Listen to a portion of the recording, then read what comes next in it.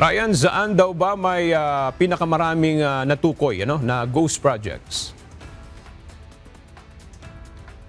Nationwide itong mga ghost project dito sa flood control na natuklasan ng DPWH at ICI. Pero ang pinakamarami dyan dito sa Luzon region. Umabot na sa 421 ang natuklasang ghost flood control project sa iba't ibang lugar sa bansa. Ayon kay Department of Public Works and Highway Secretary Vince Dizon, base ito sa kanilang initial findings hanggang October 6. Mula yan sa 8,000 infrastructure project na natapos na nilang i-validate.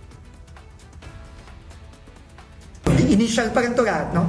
Kasi ang dami nito, daang libong proyekto itong kailangan i-validate.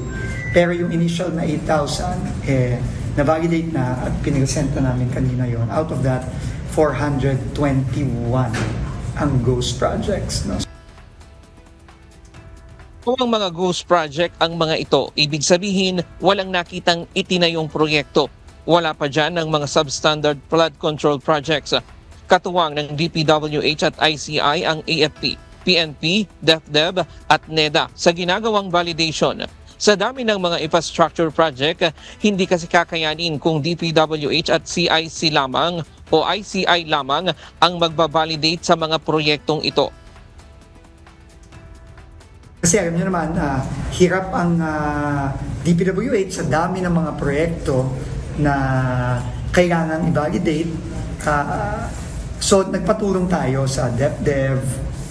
Upon instruction na rin ng ating Pangulo, in-instruct ng Pangulo natin ang DepDev, pati na rin ang AFP at PNP na tumulong.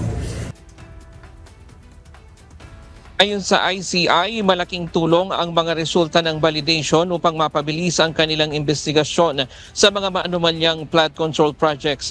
Ngayong araw ay nagtungo si Secretary Dizon sa tanggapan ng ICI sa Taguig City upang talakayin kung paano mapapabilis ang isinasagawang investigasyon at validation process sa mga naturang proyekto. Diyan muna ang latest mula dito sa Taguig City. Balik sa'yo, Aga.